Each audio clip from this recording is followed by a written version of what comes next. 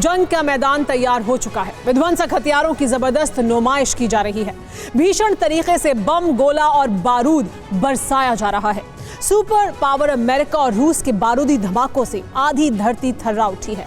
और ये ट्रेलर है उस जंग का जो इस पावर शो के तुरंत बाद छिड़ने जा रहा है, क्योंकि दुनिया की दो महाशक्तियों के साथ साथ दर्जनों मुल्क अपने खतरनाक हथियारों का फाइनल टेस्ट कर रहे हैं। इस टेस्ट में पुतिन और बाइडेन ने भी ऐसे ऐसे हथियारों को वॉर जोन में उतार दिया है जिन्हें दुनिया ने ना तो कभी देखा और ना ही कभी इनके बारे में सुना। सवाल यह है कि इस बारूदी ट्रेलर के बाद जो जंग छिड़ने वाली है उसका अंजाम क्या होगा। देखिए सुपर प्राइम टाइम की इस एक्सक्लूसिव रिपोर्ट में। साल 2023 के आगाज के साथ ही दुनिया पर महायुद्ध का खतरा मंडराने लगा था।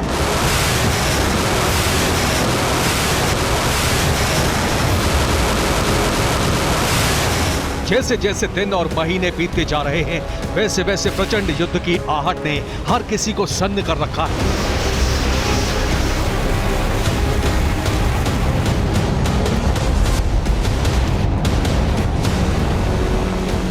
लेकिन अब ये संकट पहले से ज्यादा विकराल हो चुका है, क्योंकि मौजूदा वक्त में करीब दर्जनों मुल्क ऐसे हैं जो खुद को किसी भी वक्त जंग में झोंकने के लिए आमादा हैं।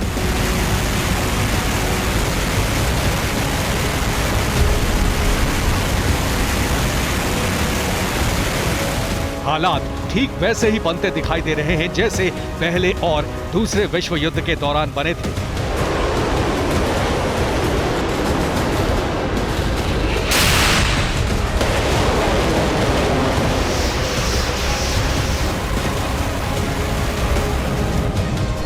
सुपर पावर अमेरिका और महाबली रूस जैसे ताकतवर मोहरे अपनी चाल चल चुके हैं, लेकिन जंगी बिसात में नेटो कंट्री और फिलीपींस, ताइवान और फ्रांस जैसे मुल्क भी अपनी ताकत की नुमाइश कर रहे हैं।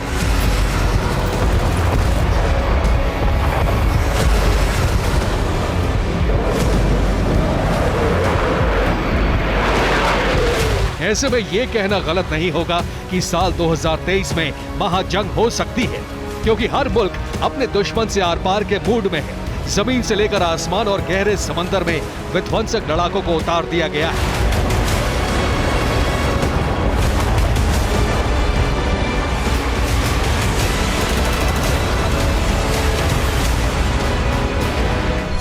वॉरशिप, लड़ाकू विमान और बॉम्बर तबाही मचाने के लिए सिर्फ एक सिग्नल का इंतजार कर रहे हैं। जैसे ही ऑर्डर मिला, प्रचंड एटमी युद्ध का आगाज हो जाएगा, वो भी विस्फोटक अंदाज में।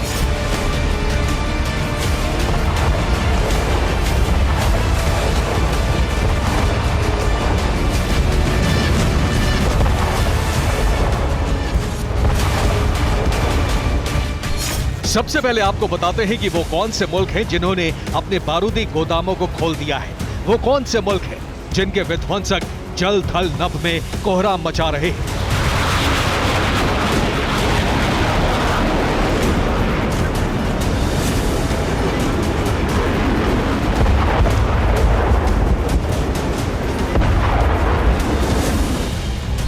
अमेरिका और नेटो ने ग्लोबल थंडर एटमी एक्सरसाइज शुरू की।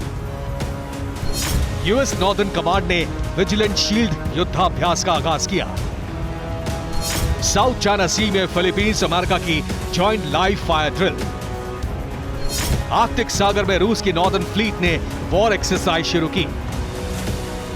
ईस्टर्न फ्रंटियर में नेटो के 22 देश एयर डिफेंडर 2023 ड्रिल करेंगे।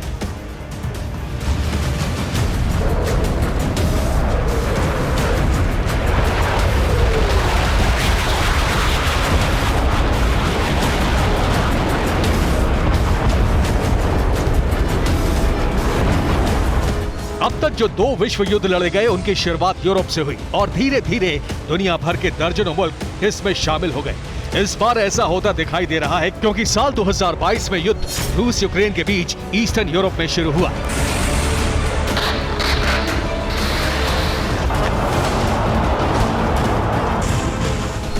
मगर अब इसकी आंच ब्लैक सी से साउथ चाइना सी, आर्कटिक से पैसिफिक सी तक पहुंचते दिखाई दे रही है, जिसका मतलब सिर्फ और सिर्फ महाविनाश है, क्योंकि इस बार वॉर जोन में ऐसे लड़ाकों को उतारने की तैयारी की जा रही है जिसका इस्तेमाल अब तक नहीं किया गया। और इस कड़ी में सबसे आगे हैं रूस और अमेरिका, जिनके विनाशक आने वाले चंद दिनों में अपने डेडली ट्रेलर से कोहराम मचा देंगे।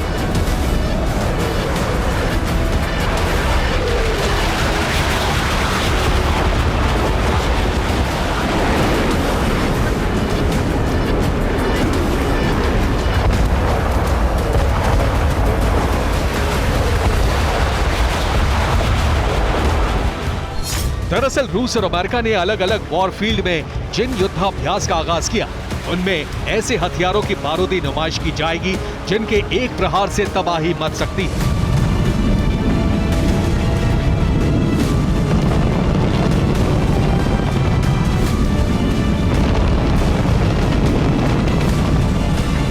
मीडिया रिपोर्ट्स की माने तो सुपर पावर अमेरिका अमेरिकी विनाशक 1 F-22 रैप्टर लड़ाकू विमान, अमेरिकी विनाशक 2 F-35 स्टेल्थ फाइटर, अमेरिकी विनाशक 3 B-2 स्पिरिट बॉम्बर, अमेरिकी विनाशक 4 B-1 लैंसर बम वर्षक, अमेरिकी विनाशक 5 B-52 स्ट्रैटोफोर्ट्रेस बॉम्बर,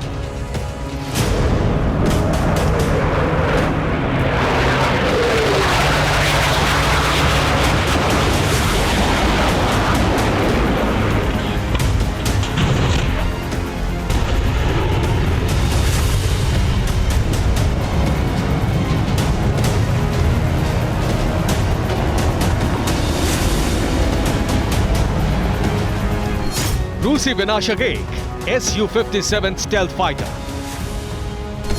रूसी विनाशक 2 Tu-160 ब्लैक जैक बॉम्बर, रूसी विनाशक 3 एवनगार्ड हाइपरसोनिक मिसाइल, रूसी विनाशक 4 पोसाइडन से लैस न्यूक्लियर सबमरीन, रूसी विनाशक 5 S-500 प्रोमेथियस सिस्टम। दरअसल इस बार सीधा मुकाबला रूस और अमेरिका का है, इसलिए दोनों जंगी घमासान में एटमी तूफान लाने की तैयारी कर रहे हैं।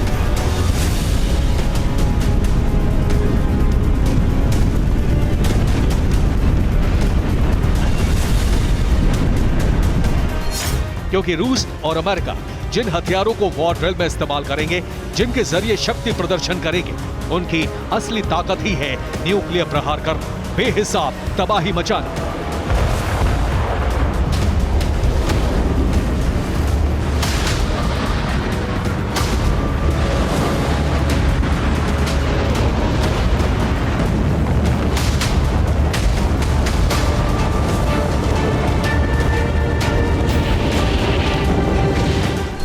दरअसल यूएस ने नेटो अलायंस के साथ जिस ग्लोबल थंडर एक्सरसाइज को शुरू किया है, उसकी अगुवाई यूएस स्ट्रैटेजिक कमांड कर रहा है, जिसमें तमाम परमाणु बम वर्षक शामिल हैं। इन बम वर्षकों के जरिए अमेरिका बैटलफील्ड में एटम बम गिराने का टेस्ट करेगा।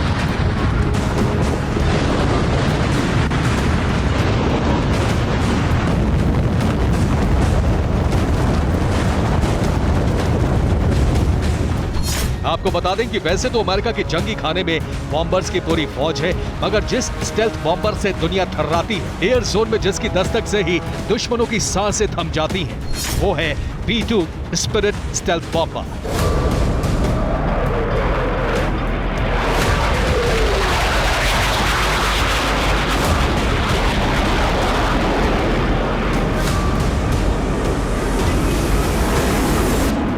B-2 बॉम्बर आसमान में उड़ता वो परमाणु बम वाला दस्ता है जो अपने एक प्रहार से किसी भी मुल्क का वजूद मिटा सकता है।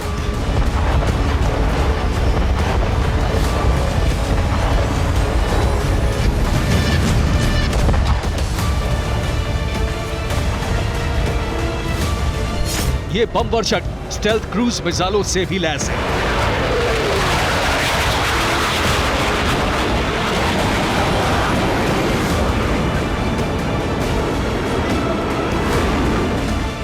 B-2 लंबी दूरी तक मार करने वाला हैवी स्ट्रैटेजिक बॉम्बर है। इस हैवी बम वर्षक का कुल वजन करीब 90,000 किलो तक है। B-2 स्पिरिट 1010 किलोमीटर प्रति घंटे की रफ्तार से उड़ान भर सकता है। अमेरिकी वायुसेना के इस बॉम्बर को कोई रडार पकड़ नहीं सकता। इसके अलावा अमेरिका F-22 रैप्टर और F-35 स्टेल्थ लड़ाकू विमानों को भी युद्धाभ्यास में इस्तेमाल कर रहा है। जानते हैं क्यों? रूस की नॉर्दर्न फ्लीट के एक्शन के चलते। दरअसल अटलांटिक से पैसिफिक तक रूस ने अपनी नॉर्दर्न फ्लीट को एक्टिव कर दिया है, जिसमें न्यूक्लियर सबमरीन से लेकर युद्धपोत और 5वीं पीढ़ी के स्टेल्थ फाइटर जेट है।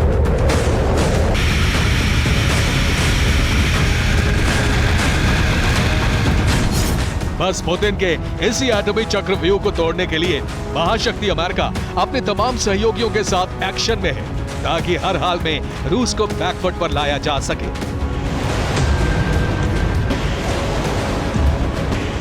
Bureau report, TV9 Bharatvarsh.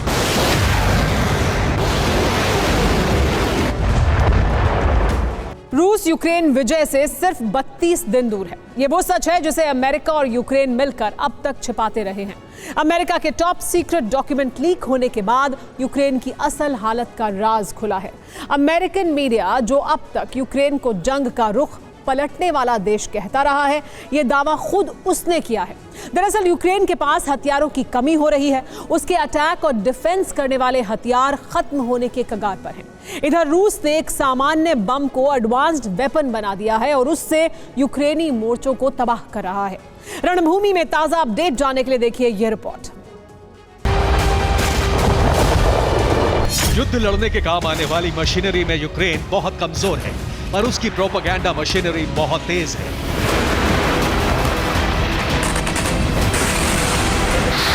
लेकिन अब उसके प्रोपेगेंडा से भी पर्दा उठता जा रहा है। यूक्रेन रूस के साथ जंग लड़ने की हालत में ना पहले था और ना ही अमेरिकी मदद मिलने के बाद हो पाए।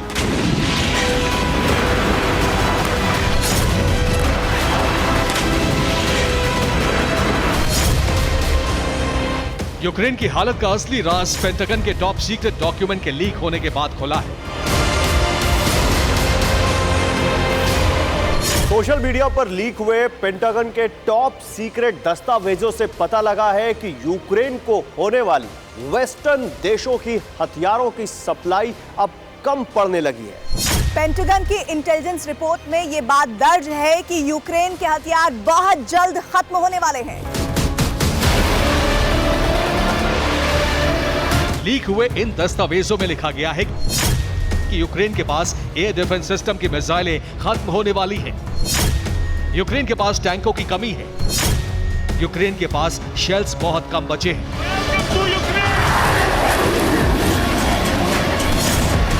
दुश्मन के हमले रोकने में एयर डिफेंस सिस्टम की बहुत अहम भूमिका होती है। यूक्रेन के पास डिफेंस सिस्टम तो है, लेकिन उनसे फायर होने वाली मिसाइलें खत्म होने वाली हैं।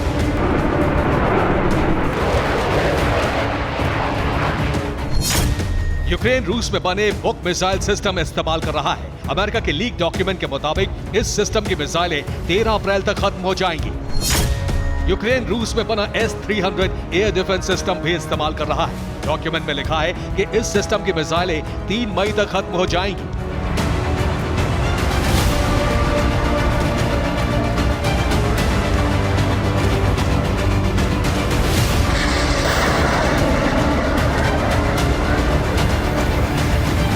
रूस की सेना की training made in Russia air defence system पर हुई है। यही उसके मुख्य डिफेंसिव हथियार हैं और अब ये सिस्टम बेकार होने वाले हैं।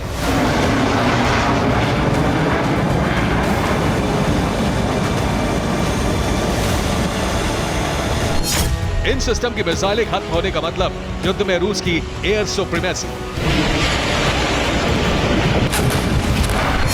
यानी यूक्रेन के पास रूस के फाइटर जेट और एरियल अटैक रोकने की ताकत खत्म हो जाएगी।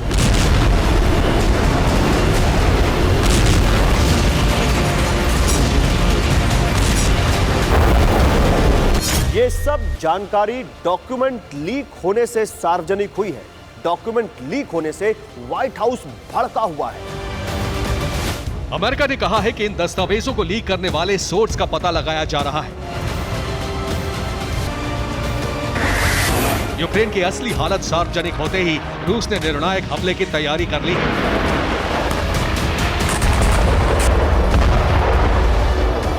रूस ने एक सामान्य बम को तकनीक की मदद से स्मार्ट बम बना लिया है। अब इस बम से यूक्रेनी मोर्चों पर हमले किए जा रहे हैं। रूस FAB-500 बम का इस्तेमाल कर रहा है। इस बम को अपग्रेड कर दिया गया है। इसमें जीपीएस गाइड सिस्टम लगाया गया है। बम में विंग सिस्टम अटैच किया गया है। अपग्रेड बम में यूक्रेनी ठिकानों की नेविगेशन पहले से फीड कर दी जाती है। अपग्रेड हो चुका बम टारगेट पर सटीक अटैक करता है।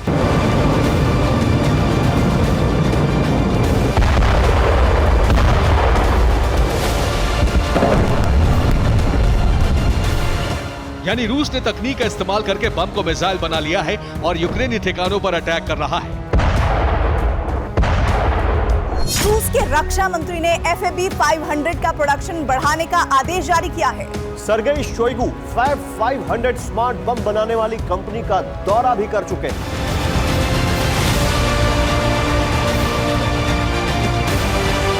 FAB-500 बम क्रूज मिसाइल की तरह काम करता है और यूक्रेन के डिफेंस सिस्टम इसे इंटरसेप्ट नहीं कर पा रहे हैं।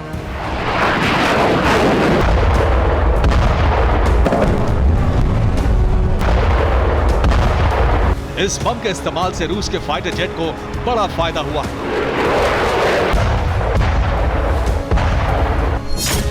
रूस ने फ्रंट लाइन पर FAB-500 की तैनाती कर दी है। रूस के फाइटर जेट इन बमों को दागते हैं।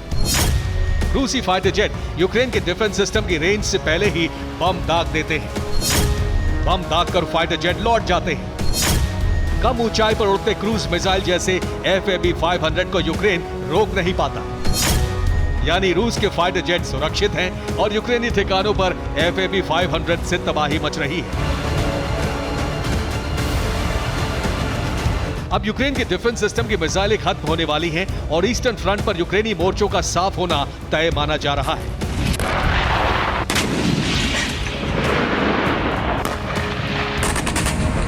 यूक्रेन को जल्द ही मिसाइलें मिलने वाली भी नहीं हैं।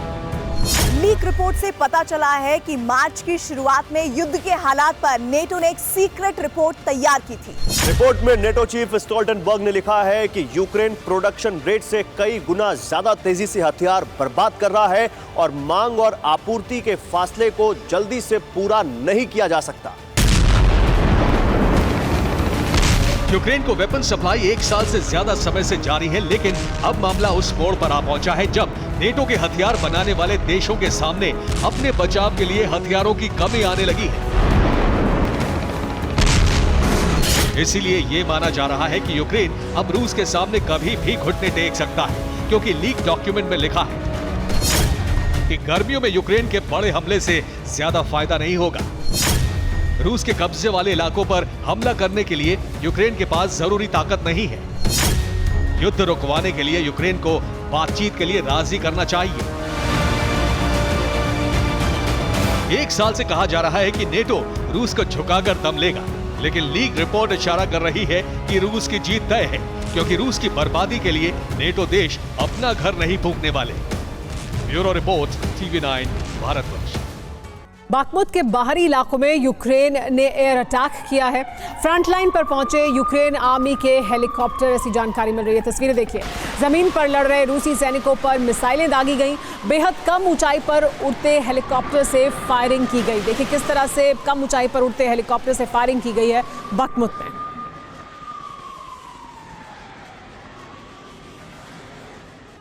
बाखमुत में फिलहाल 10% हिस्से पर भले ही यूक्रेन का कब्जा हो, लेकिन रूस की तरह से इस मिशन को कंप्लीट मान लिया गया है और रूस की सेना एक कदम आगे बढ़ा चुकी है। अब रूस का अगला टारगेट बाखमुत से 90 किलोमीटर दूर अवदिव्का है।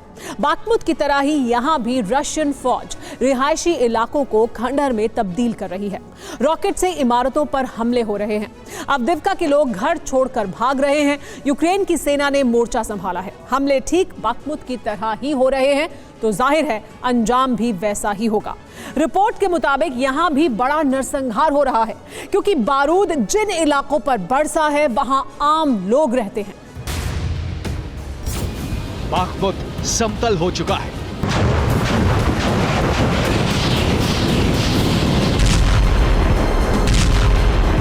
हर तरफ मलबे का ढेर है। आलीशान इमारतों का कुछ हिस्सा ही अब जमीन से जुड़ा है।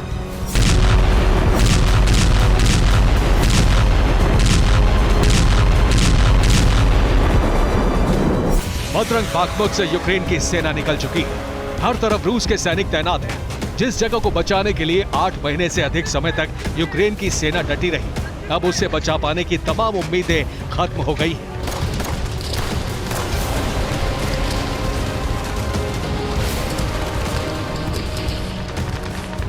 जंग अभी भी जारी है, लेकिन वो सिर्फ 10% हिस्से पर है।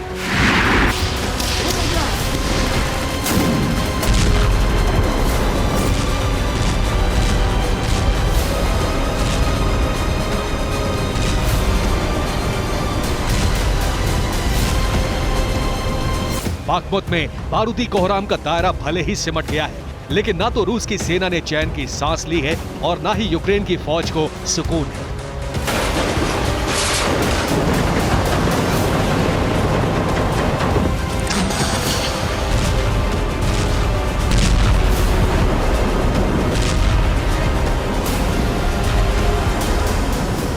रूस की सेना बाखमुत से आगे बढ़ चुकी है। रूस का अगला टारगेट अवदीव्का पर कब्जा है। रिहायशी इलाकों पर रूस रॉकेट बरसा रहा है। अवदीव्का से आम लोगों का पलायन शुरू हो चुका है। अवदीव्का के लोगों ने बाखमुत की जो कहानी सुनी थी, न्यूज रिपोर्ट्स में जिस बर्बादी का जिक्र सुना था, सोशल मीडिया के जरिए जिस तरह की तस्वीरें देखी थी, वो बदकिस्मती से अवदीव्का में साक्षात हो रहा है। ताबड़तोड़ रॉकेट की बरसात, हर मिनट धमाकों की आवाज,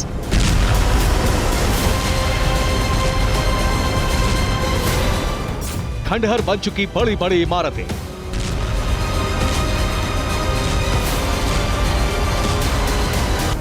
हर तरफ मलबा और बर्बादी के निशान।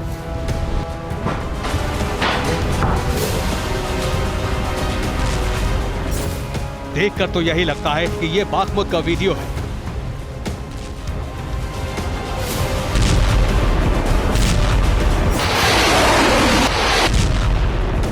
लेकिन अब बारूदी कोहराम की कहानी का पता बदल चुका है।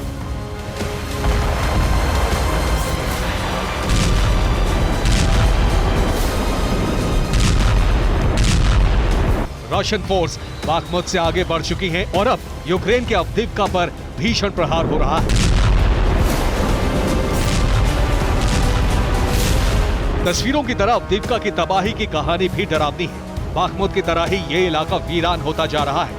लोग घर छोड़कर जा रहे हैं। पूरा शहर जल रहा है। बिजली, पानी और गैस की सप्लाई भी थम चुकी है।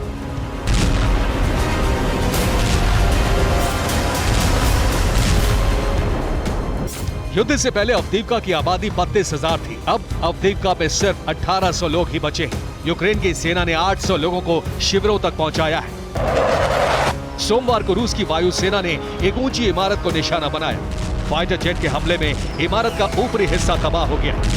रिपोर्ट के मुताबिक यूक्रेन के सैनिकों ने वक्त रहते इमारत को खाली करा लिया।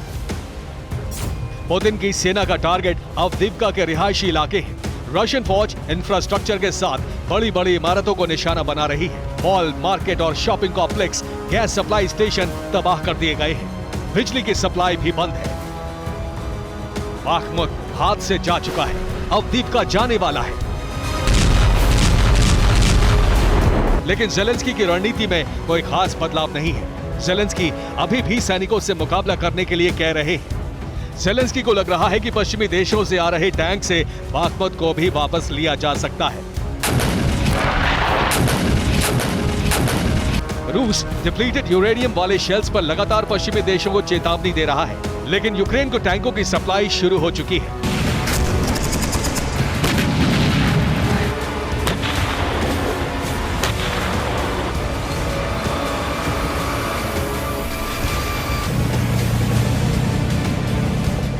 रूस में भी टैंकों से निपटने की तैयारी शुरू हो गई है। रूस के सैनिकों की एक खास टुकड़ी तैयार की गई है जिनका काम अब्राम्स, चैलेंजर और लेपर्ड जैसे टैंकों को नष्ट करना होगा।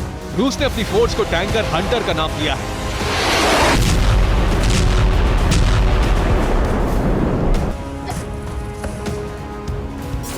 पश्चिमी टैंकों से निपटने के लिए टैंक हंटर का गठन। टैंक हंटर ग्रुप ने पश्चिमी टैंकों की पूरी जानकारी जुटाई। टैंकों की ताकत और कमजोरी पर रिसर्च की जा रही है। टैंक हंटर विदेशी टैंकों को खत्म करने की प्रैक्टिस कर रहा है। रूस का आरोप है कि अगर यूरेनियम वाले गोलों का इस्तेमाल हुआ तो इससे रेडियोधर्मी पदार्थ वातावरण में आएगा और लोग कैंसर जैसी बीमारियों का शिकार बनेंगे। प्रकृति को भी भारी नुकसान होगा। रूस का आरोप है कि ब्रैडले मार्डर में यूरेनियम वाले गोले का इस्तेमाल होता है। लेपर्ड 2 भी ऐसे शेल्स का इस्तेमाल करता है ताकि दुश्मन की बख्तरबंद गाड़ियां और मजबूत से मजबूत कवच वाले टैंकों को नष्ट किया जा सके।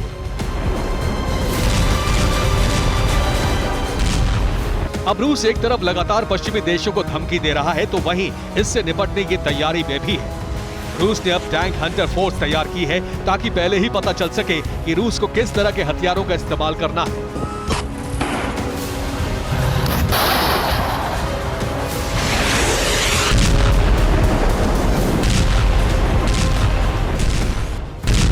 सैटेलाइट इमेज से खुलासा हुआ है कि रूस एक बड़ी डिफेंस लाइन तैयार कर रहा है। नीपर के पश्चिमी तट से बेलारूस बॉर्डर तक रूस ने टैंक और सेना की तैनाती कर दी है।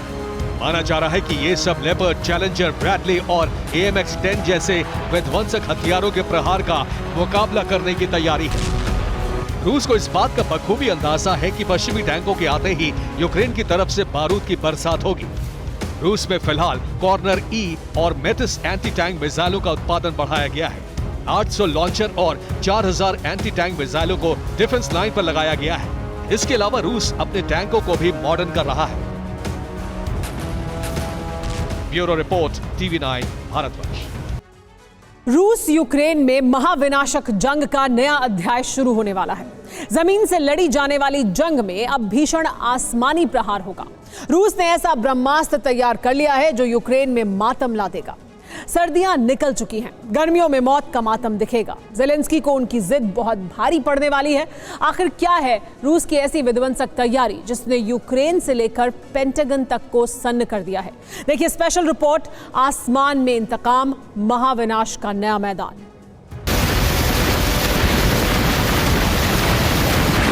बर्फ पिघल चुकी है, बारूद तैयार है, भीषण अग्निवर्षा की शुरुआत हो चुकी है।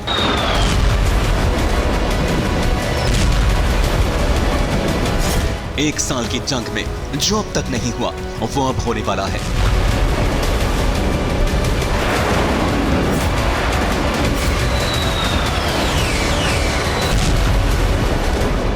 यूक्रेन की जमीन ने भीषण रक्तपात देख लिया, अब आसमान से प्रहार होगा। यूक्रेन की जमीन पर जमकर लहू बहा, अब आसमान से विध्वंसक जंग की तैयारी का आगाज हो चुका है।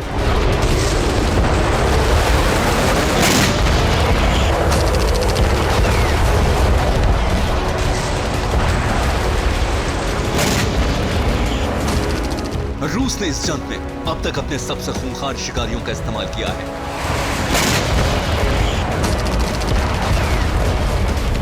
रूस ने इस जंग में अब तक अपने सबसे खतरनाक आसमानी ड्रैगन को दुश्मन पर हमले के लिए भेजा है। अब रूस अपने एक ऐसे आसमानी सिकंदर का इस्तेमाल करने जा रहा है जिसका यूक्रेन के पास कोई तोड़ नहीं है।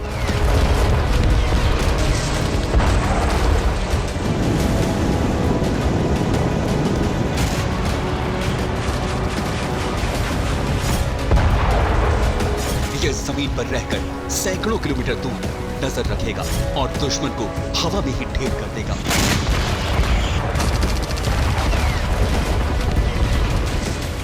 जंग के एक साल बाद रूस ने ऐसा ट्रम्प कार्ड चला है जो यूक्रेन की एयर पावर को हवा में ही नेस्तनाबूद कर देगा।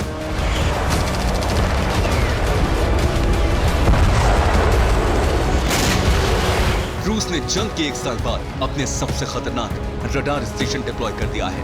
यह रूस की वो ताकत है जिससे यूक्रेन से लेकर पेंटागन तक में खलबली मच गई है।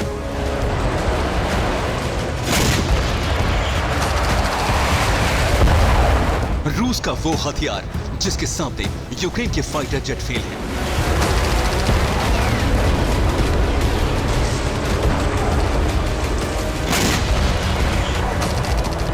रूस की वो मशीन जिसके आगे यूक्रेन की अटैक हेलीकॉप्टर बेदम है।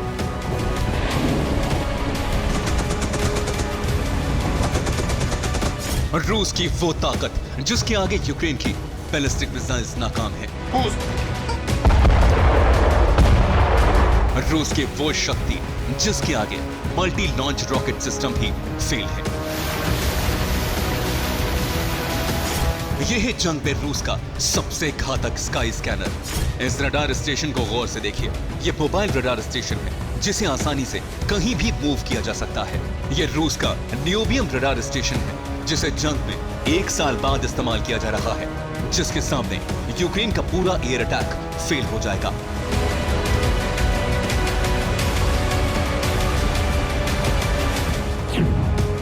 रूस यूक्रेन में नियोबियम रडार डिप्लॉय करने जा रहा है। रूस आसानी से फाइटर जेट, हेलीकॉप्टर्स और ड्रोन्स डिटेक्ट कर सकेगा। रूस बैलिस्टिक और MLRS अटैक नाकाम कर सकेगा। यह 500 किलोमीटर दूर से ही दुश्मन के हमले को डिटेक्ट करने में महारत हासिल रखता है।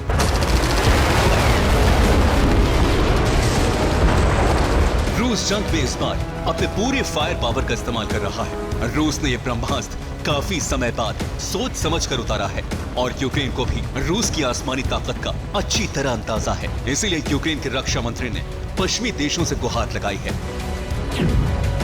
F-16 उड़ाने वाले विदेशी पायलट्स जंग में उतरे। यूक्रेन के रक्षा मंत्री रेज़निकोव की विदेशी F-16 पायलट से अपील। फॉरेन एक्सपर्ट्स जंग में यूक्रेन का साथ देने के लिए आए। यूक्रेन को विदेशी आर्टिलरी और वेपन एक्सपर्ट्स की जरूरत है।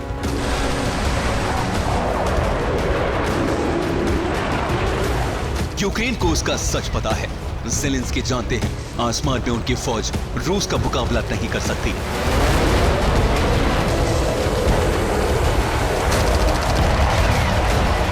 यही वजह है कि महीनों से ज़ेलेंस्की अमेरिका और यूरोप के सामने उसे खतरनाक फाइटर जेट्स मुहैया कराने की गुहार लगाते आ रहे हैं और कई देशों ने यूक्रेन को फाइटर जेट देने की हामी भी भर दी है, लेकिन वो नाकाफी है। इतने जेट से यूक्रेन किसी कीमत पर रूस से जंग नहीं जीत सकता।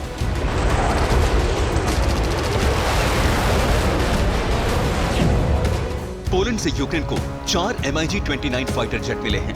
पोलैंड ने यूक्रेन को F-16 देने का सिर्फ भरोसा दिया है। स्लोवाकिया अपने 13 MiG-29 फाइटर जेट यूक्रेन भेज रहा है। स्लोवाकिया सिर्फ अपने रिटायर होने वाले फाइटर जेट भेज रहा है। यूएस ने भी यूक्रेन को F-16 देने पर स्टैंड साफ नहीं किया है।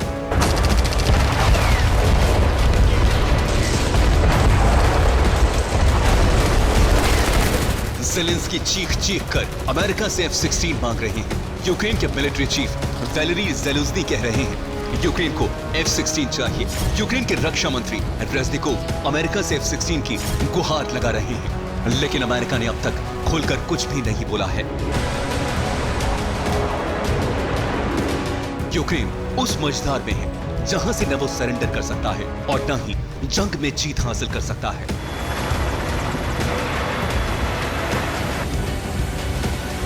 अगर ज़ेलेंस्की ने पहली चाल चली है तो पुतिन हर कदम पर ज़ेलेंस्की से आगे नजर आ रहे हैं।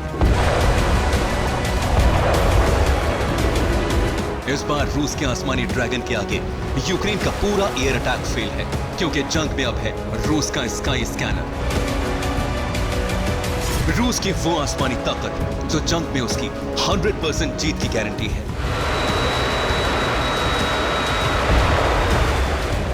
Bureau report, TV9 Bharatvarsh. रूस और ईरान की दोस्ती परवान पर है, लेकिन ये एक बड़े घमासान की वजह भी बन सकता है। रूस को ड्रोन सप्लाई करने के बाद से ईरान को रूस से मदद का पूरा भरोसा मिला है। यही वजह है कि ईरान लगातार आक्रामक है और इजरायल और अमेरिका के खिलाफ बयानबाजी कर रहा है। ईरान के साथ बढ़ते तनाव को देखते हुए जब अमेरिका ने मध्य पूर्व में क्रूज मिसाइल पनडुब्बी को भेजा है, जबकि रिपोर्ट यह भी है कि इजरायल ईरान को सबक सिखाने की तैयारी कर रहा है।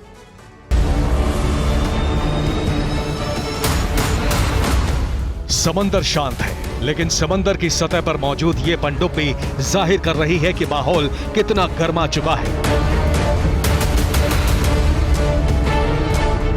ये अमेरिकी नेवी की सबमरीन है। क्रूज मिसाइल से लैस ये पनडुब्बी कुछ इस तरह पल भर में कहर मचा सकती है।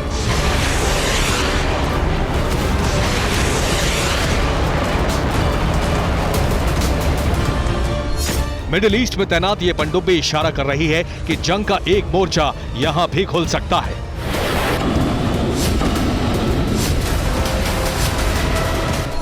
USS फ्लोरिडा नाम की ये पनडुब्बी न्यूक्लियर पावर से लैस है।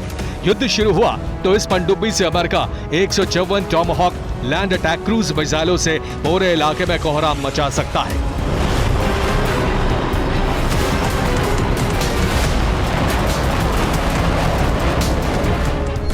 रिपोर्ट के मुताबिक अमेरिका ने पनडुब्बी को बहरीन में मौजूद यूएसएस फिफ्थ फ्लीट को मजबूत करने के लिए भेजा है। टारगेट कौन है, ये बात छिपी नहीं है।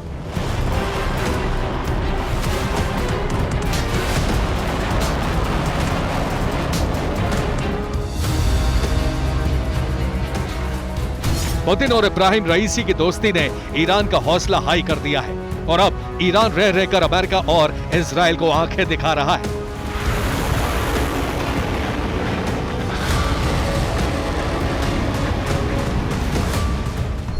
एक दिन पहले ही पूर्वी सीरिया में मौजूद एक अमेरिकी बेस पर मिसाइल से धमाका हुआ है। अमेरिका इसका बदला किस तरह से लेता है, ये बात भी छिपी नहीं है।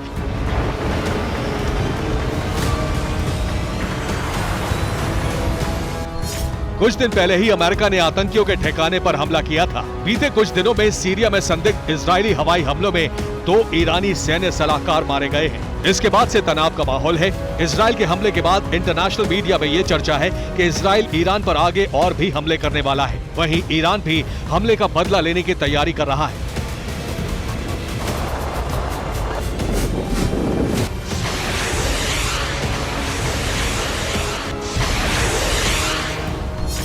अमेरिका इजराइल का साथ देगा और शायद यही वजह है कि अमेरिका की सबमरीन मिडिल ईस्ट पहुंच चुकी है। इजराइल की मीडिया में छपी एक रिपोर्ट के मुताबिक ईरान की एरोस्पेस फोर्स फारस की खाड़ी और अरब सागर से गुजरने वाले जहाजों पर ड्रोन हमले शुरू करने की तैयारी कर रहा है।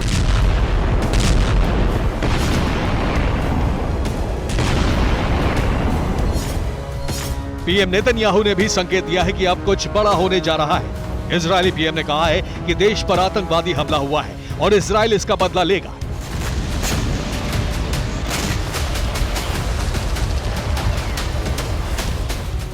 अमेरिका ने दावा किया है कि हिजबुल्ला हमास को लॉन्ग रेंज की मिसाइलें दे रहा है। अमेरिका की खुफिया रिपोर्ट्स के मुताबिक ईरान समर्थित चरमपंथी ग्रुप हिजबुल्ला के आतंकियों को अमेरिकी ठिकानों पर भी हमले की जिम्मेदारी दी गई है।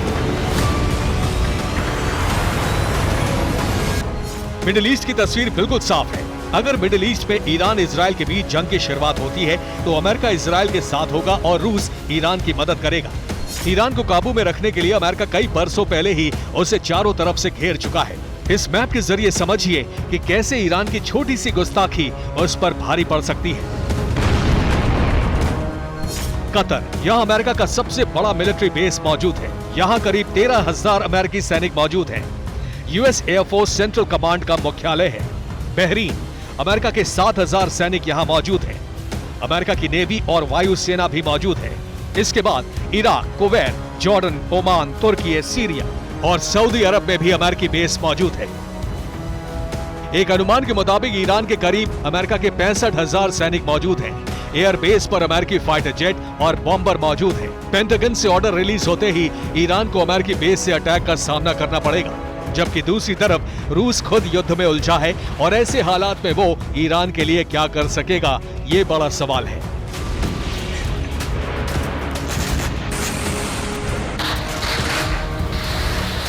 Bureau report, TV9 Bharatvarsh. दुनिया में न्यूक्लियर तबाही की धमकी देने वाला नॉर्थ कोरिया का तानाशाह किम जोंग फिर अलर्ट हो गया है। मिलिट्री जनरल के साथ बैठकर उसने हाई लेवल मीटिंग की और आखिर में उसकी सुई एटम बम पर आकर अटक गई। किम जोंग ने अपनी फौज को न्यूक्लियर हथियार अलर्ट मोड पर रखने का ऑर्डर दिया है।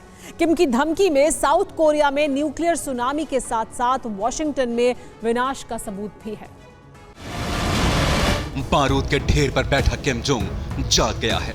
अमेरिका से इंतकाम की आग में जलने वाला किम जोंग फिर सनक गया है।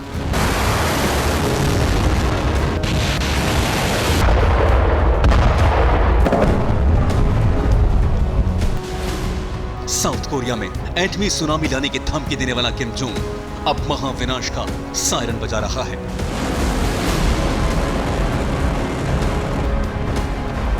खबर बहुत बड़ी है, तो सोचिए इसका असर कितना बड़ा होगा। इस बार किम जोंग खुद को एकदम नए अंदाज में पेश करते हुए एटम बम की धमकी दे रहा है। साउथ कोरिया के स्टेट मीडिया ने बहुत बड़ा दावा किया है। किम जोंग ने दिया न्यूक्लियर हथियार रेडी रखने का ऑर्डर। किम जोंग ने फ्रंट लाइन पर अटैक का प्लान डिस्कस किया। किम जोंग ने साउथ कोरिया में कई टारगेट फिक्स किए। मिलिट्री जनरल्स के साथ मीटिंग में साउथ कोरिया का मैप दिखाया। इन तस्वीरों को देखिए। अपने मिलिट्री जनरल्स के साथ बैठा किम जोंग टेंशन में दिखाई दे रहा है। उसके टेबल पर साउथ कोरिया का मैप है और उसकी कई बातों को उसके जनरल्स नोट कर रहे हैं। इस बार नॉर्थ कोरिया जो करने जा रहा है उसकी किसी ने कल्पना तक नहीं की थी। वैसे तो दोनों देश एक दूसरे से नफरत करते हैं, लेकिन एक रवायत को भी निभाते हैं और वो रवायत है ना चाहते हुए भी मिलिट्री हॉटलाइन पर एक दूसरे से बात करना। लेकिन इस बार नॉर्थ कोरिया ने साउथ कोरिया से किसी तरह की बात नहीं की है। नॉर्थ कोरिया ने साउथ कोरिया से कम्युनिकेशन चैनल बंद किया। लगातार चौथे दिन नॉर्थ कोरिया ने साउथ कोरिया का फोन नहीं उठाया। मिलिट्री हॉटलाइन पर सुबह 9 बजे से शाम 5 बजे तक दोनों देश बात करते हैं। शुक्रवार से अब तक दोनों देशों में हॉटलाइन पर कोई बात नहीं हुई। अभी तक नॉर्थ कोरिया ने साफ नहीं किया है कि आखिर वो साउथ कोरिया के फोन कॉल्स का जवाब क्यों नहीं दे रहा। इसके अलावा नॉर्थ कोरिया ने अमेरिका को लेकर भी खौफनाक प्लान बना लिया है। ऐसा प्लान जिसमें सिर्फ 33 मिनट के अंदर वो सीधे अमेरिका पर अटैक कर सकता है। किम की न्यूक्लियर तैयारी के 5 सिग्नल सामने आए हैं। सिग्नल 1, किम जोंग ने न्यूक्लियर हथियार तैयार रखने को कहा। सिग्नल 2, 3 दिन पहले अंडर वाटर न्यूक्लियर ड्रोन का टेस्ट किया। सिग्नल 3, कुछ दिन पहले न्यूक्लियर वॉरहेड के साथ बैलिस्टिक मिसाइल लॉन्च की। सिग्नल 4, साउथ कोरिया से कम्युनिकेशन चैनल बंद किया। Signal 5, 14 lakh volunteers north Korea की सेना में शामिल होने के लिए तैयार हैं। किम जोंग के पास ऐसे बैलिस्टिक मिसाइल्स हैं जो कई हजार किलोमीटर का सफर तय करते हुए सीधे अमेरिका के बड़े शहरों पर अटैक कर सकती हैं। और इस बार किम की न्यूक्लियर धमकी को ना तो साउथ कोरिया हल्के में ले रहा है और ना ही America. Bureau report, TV9 Bharatvarsh.